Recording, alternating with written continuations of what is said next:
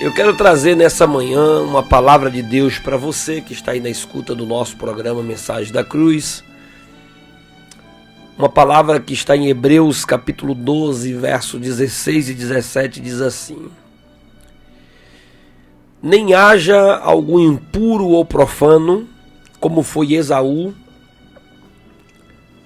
o qual por um prato de lentilhas vendeu o seu direito de primogenitura.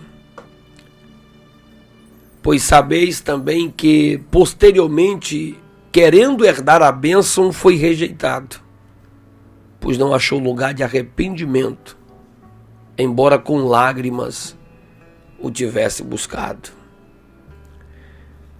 Queridos, esse texto é de uma profundidade. Quando o apóstolo Paulo escreveu no capítulo 12, ou melhor, o escritor aos Hebreus, né? Alguns acham que foi Paulo, outros há outras possibilidades também. Nós encontramos aqui um momento de estupidez da parte do Esaú. E eu começo perguntando: quem nunca cometeu uma estupidez? Quem nunca cometeu uma coisa da qual tivesse arrependimento, vergonha? Você que está aí do outro lado me ouvindo, eu lhe pergunto: você também nunca fez algo assim? Difícil? Algo do qual você sentiu vergonha depois? 3 meses, 9 meses depois, você, meu Deus, que mundo foi que eu entrei? O que foi que eu fiz? O que eu fiz com a minha vida? O que eu fiz com a minha família? O que eu fiz da minha história e tal, né? Quem de nós nunca cometeu algo tão insano, tão impensado, atitudes das quais a gente olhou e disse: agora eu estou mais ou menos enrolado, o que eu vou fazer? Pois é, o Esaú, ele cometeu uma loucura terrível ao negociar a sua primogenitura. E o escritor aos Hebreus, quem lê a Bíblia tem que tentar sempre manter isso em mente.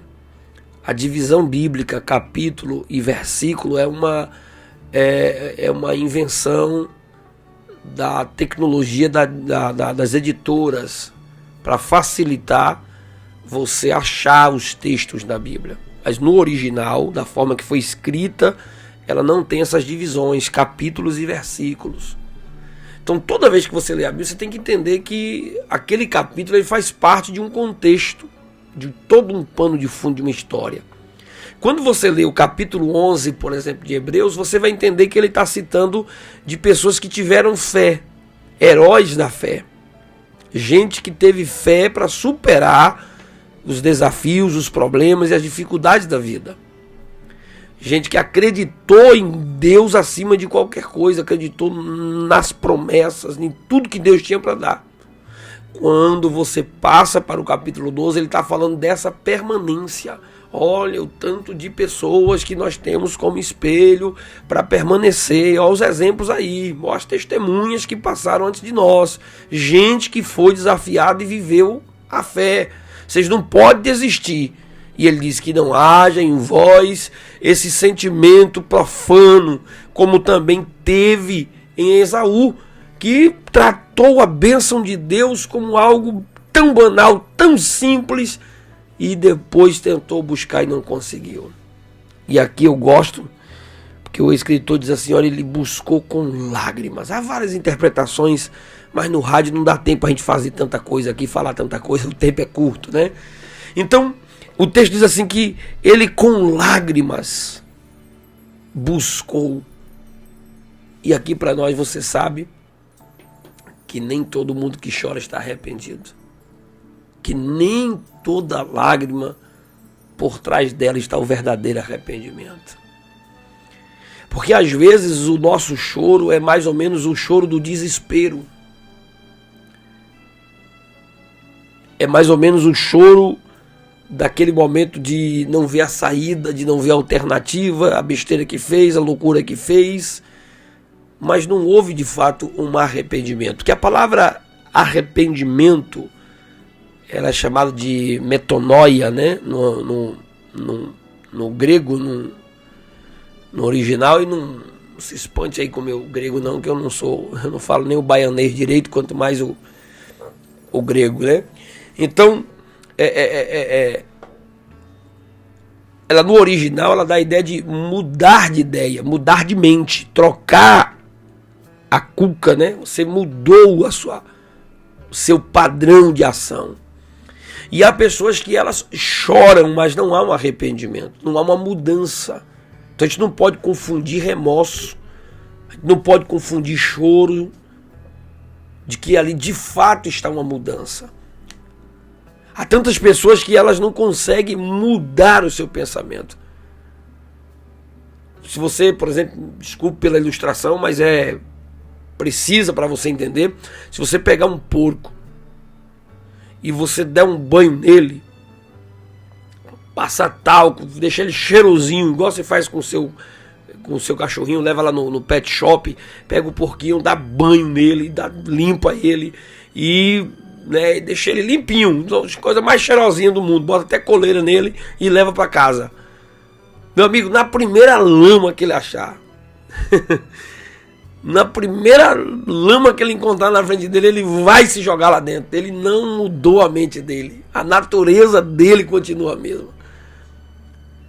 E se você pegar a ovelha, e por mais que ela esteja na lama, se você der um banho nela, ela vai ter pavor de lama, ela não quer, ela pode estar até lameada, ela pode estar até na lama, mas ela sabe que ali não é o lugar dela e ela vai sair dali, ela vai procurar uma alternativa para sair dali.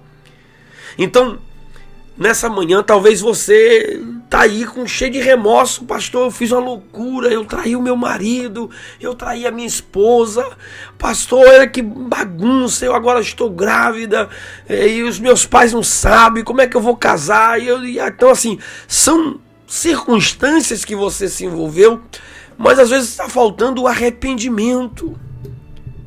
Você sabe, por exemplo, tem gente que chora, diz, pastor, eu preciso de ajuda, mas tá na droga, tá nesse vício aí, dessa traição, dessa pornografia. Você continua sendo a mesma pessoa, o mesmo profano. Chora, se lamenta, mas não consegue mudar de vida. Não consegue mudar a sua mente. Você vai para os cultos, ouve a pregação, entra no YouTube, assiste as mensagens do pastor Renato e vai assistindo as mensagens pelo Facebook, os versículos, você se comove, mas você não consegue encarar e mudar a situação da sua vida. Então nesta manhã, esta palavra de Deus está vindo e o apóstolo escritor aos Hebreus está dizendo, olha, não haja algum impuro ou profano, como foi Esaú, que tratou as coisas de Deus como algo simples, banal, não valorizou o que tinha, não valorizou, não deu importância para o que estava perdendo, a ponto de trocar uma bênção da primogenitura por um prato de comida. Então tem gente que está trocando um casamento, uma família, gente, por causa de uma noite de motel, por causa de 10, 15 minutos de uma relação sexual.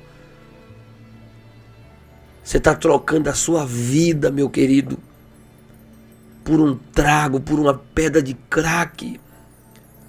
Você está trocando a sua vida, a sua família, o seu relacionamento, só para cheirar, para dar um teco, para, entendeu?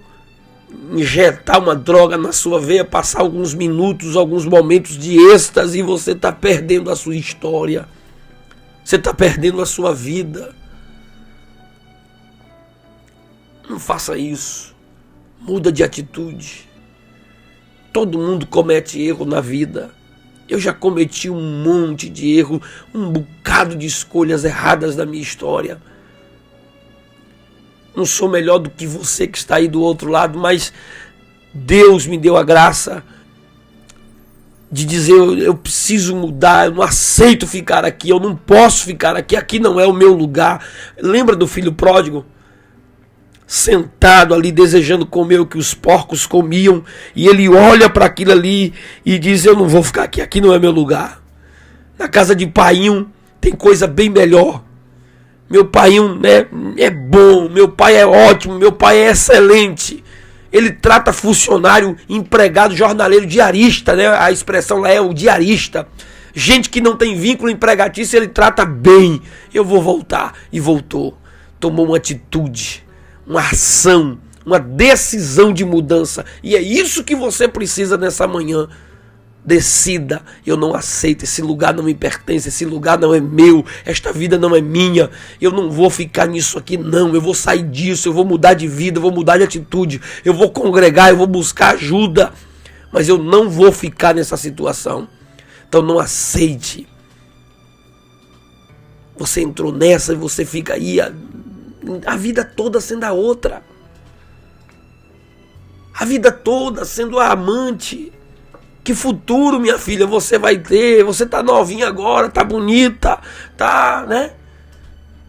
Daqui a pouco você vai ser a outra também. E aí vai ficando, você não analisa a sua vida. Aí escapou hoje, escapou ontem ninguém viu, hoje também não viu. Daqui a pouco tá a cilada, a armadilha do demônio, do diabo para a sua vida. Então não seja profano. Ainda que ele buscou o arrependimento, mas não encontrou lugar. Não encontrou lugar para o arrependimento, ainda que buscou com lágrimas, tivesse buscado, mas não conseguiu. Então, nesta manhã, essa palavra de Deus está indo para você. Que Deus em Cristo te abençoe com esta palavra. Que ela encontre espaço no seu coração. Que ela encontre espaço na sua vida. Eu quero te pedir, se inscreve aí nas nossas redes sociais. Agora, o YouTube, Facebook, Instagram, entra aí, participa das nossas redes sociais e seja abençoado com mensagens como essa.